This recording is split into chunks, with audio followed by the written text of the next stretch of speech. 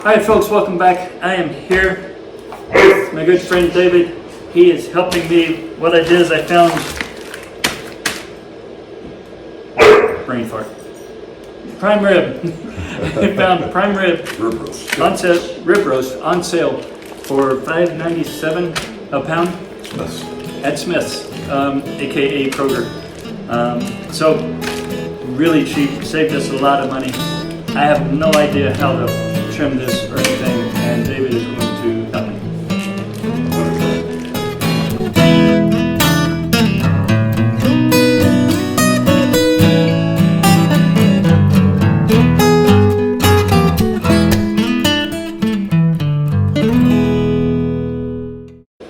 Anyhow, every year I buy prime rib at either Smith's or Albertsons, and they come on sale usually the week before Christmas. And they're getting smarter. They won't let you buy multiples. I usually buy 2 or 3 of these, and then they last me all year. And so, anyhow, usually you have to buy the whole thing. That gives you the small end and the big end. Usually doesn't make a lot of difference.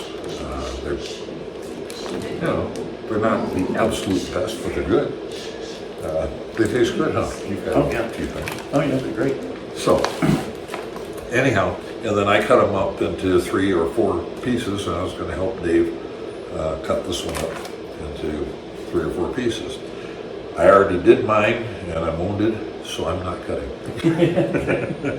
All right. Okay. So you said this is normally 7 bones? I think so, yeah. And my mother, who taught me years ago, said something about when she went and ordered it from the butcher back in the day, she always got the first 3. That's because there's more, better meat in the first 3 bones than there are in the last couple. And I find that, depends on the size of your party. So you're talking down here? These. Yeah. 1, 2, 3, 4, 5, 6, 7. So there's 7 bones. The big ones are on this end. Right. The little ones on this end. The meat is bigger on this end. And, well, different on this end. The best end usually is the first 3. But these are great all year round in size. When I do these, if you buy it during the year and pay about twice as much for them, you can take this to the butcher, and the butcher will, what do they call it? Takes the ribs off, basically, but he cuts the ribs out, ties it back on, so you still get the flavor of the ribs cooking, but you don't have the problem of cutting off the bones when it's cooked, and you have to be dealing with a hot roast. That's nice. That's basically what we're going to do. Right. Is take it off now. In my case, I have 2 100-pound dogs, and they love bones. You only give dogs uncooked bones because the cooked ones splinter. And I don't have anybody that is madly in love with eating the cooked bones, so I'm going to take them completely off. I save them for my animals. A lot of people cook the roast with the bones on because it adds some flavor to it, and I agree with that. Also, I have had guests that prefer, instead of having the slice of meat, they would rather chew on the bones because it has more flavor and more marrow. Right.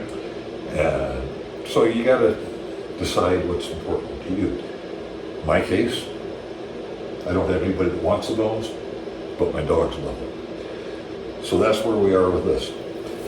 To cut, basically, you do. Can I say one thing? Sure. Because I've always believed that you should cook it, bake it with the bone on it. Yes. And I always have until you made it for us a couple times. Yeah. And I can't tell a difference.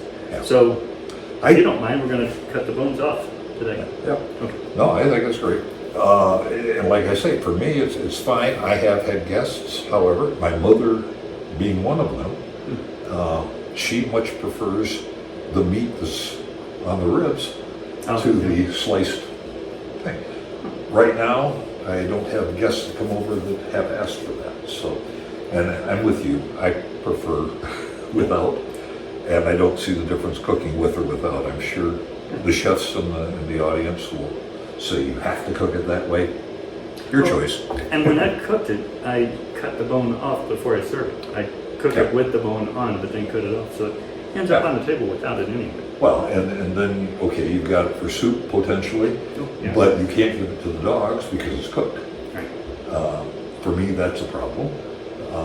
And you've got cooked meat now. You've got it's shrunken because it's got the fat rendered out of it a little, and it makes it much less meat for the animals, potentially raw meat, because you have to trim it after it's cooked, which is always kind of a pain in the butt for me. What I do is when I take the ribs off, like we're going to do now, it's much easier to trim them. When you behave yourself, took the tip of my finger off it. Don't work with sharp knives. Anyhow, so that's where we are now. I think go ahead. It's not complicated. It really is not that difficult. You need a good knife, sharp knife. Longer one helps. And you're going to do it just like you would when you're filleting a fish. You're going to follow the rib cage. And so you cut down, down, down. I cut along these bones and come in a little bit, Okay. as much as I can, Right. and then just work your way through. Are we gonna cut them apart first? No, Okay. well, you can, I suppose, Yeah. but if you're doing that, now you're limited on how you're going to cut your roast, Right. because you've got to go between the bones. If you take the bones out Right. first, you have no bones to interfere. You can make the roast any size you want. Okay. So to me, it makes better sense. Cut your bones out Right. first. Then you've got a beautiful piece of meat. All you have to do is section it the way you want it. All right. So, And okay. that's what happened to me when I cooked it. Yeah. Took the bone off So- and I got more You can- slices out. I usually use a long serrated knife to start, but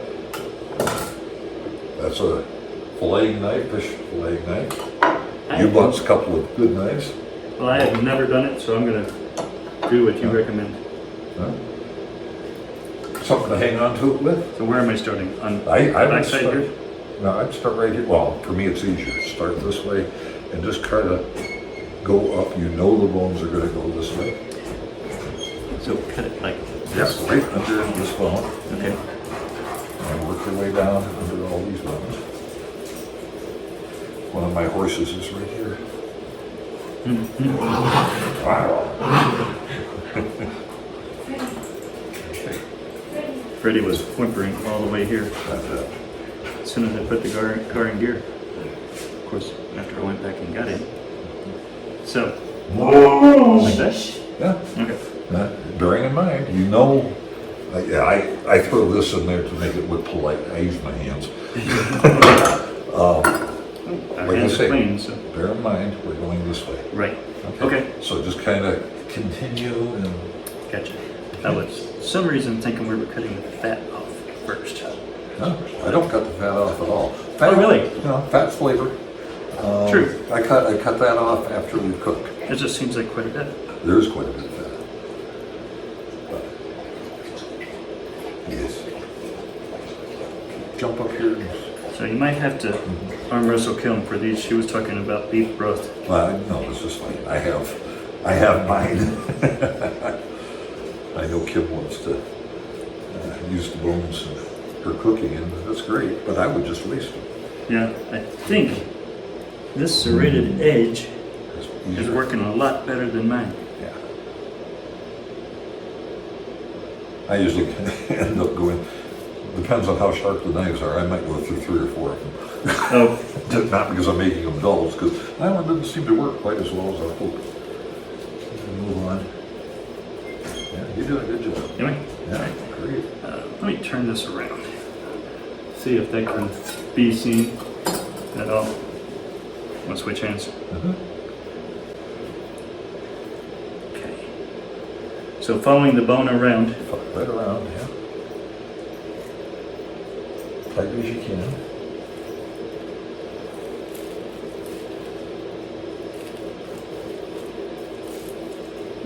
thank you.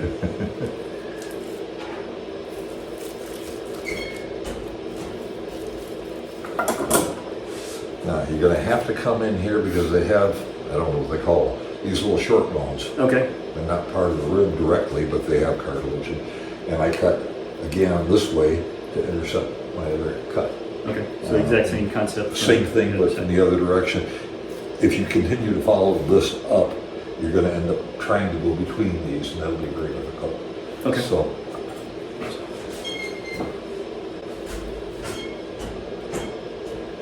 Now, do these curve? yeah, They curve just like the ribs.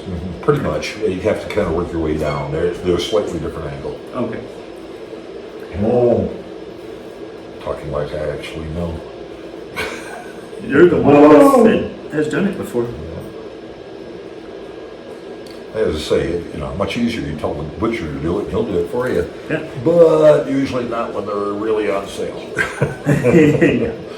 Yeah, I can see that. I'm not looking. Looks like Okay. I'm going away too far. A little bit too far, yeah. Just get it started down, and then follow the rib bone back up. And you're gonna lose a little bit of meat. In my case, that's what the dogs get. Yeah, I'm just trying not to. Tip up. Okay. Because you're through. Oh, gotcha. See? So it gives you a better idea where it is. Right. Okay. I appreciate that.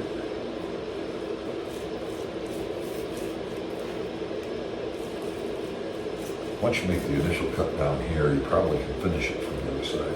Oh, okay. I'll put it easier for you. You saw me struggling.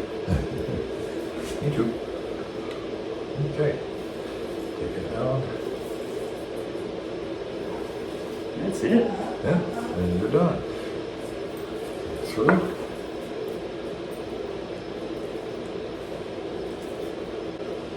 Oh, Wow. not all that bad. Huh. And there's some meat, but if you look between the bones, look at all that good meat. Wow.